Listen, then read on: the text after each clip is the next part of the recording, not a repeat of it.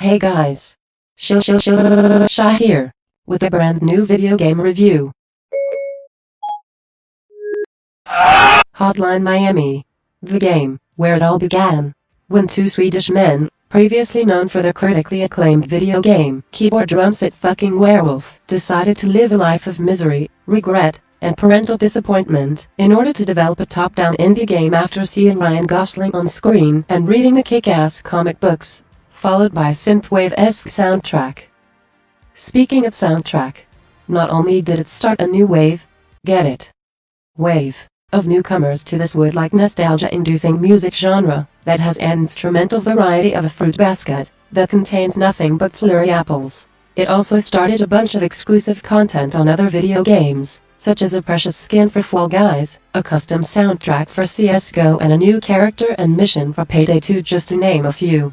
And despite the main character of the first game getting eviscerated by a fucking nuke in the sequel, oops, people are still arguing on those rat hole websites that represent their black mold-filled caves of utter delusions and anthrax, whether he survived the apocalypse or not, because he's in Payday. But I digress. So what about the game?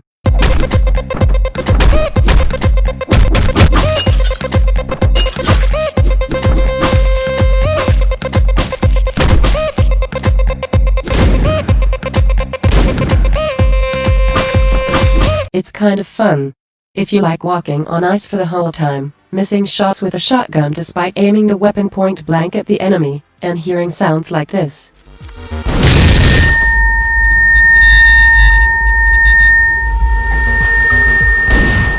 Then sure, the game is for you.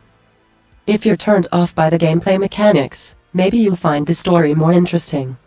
Unfortunately, I won't talk about the main plot, as it's not the real message behind the game.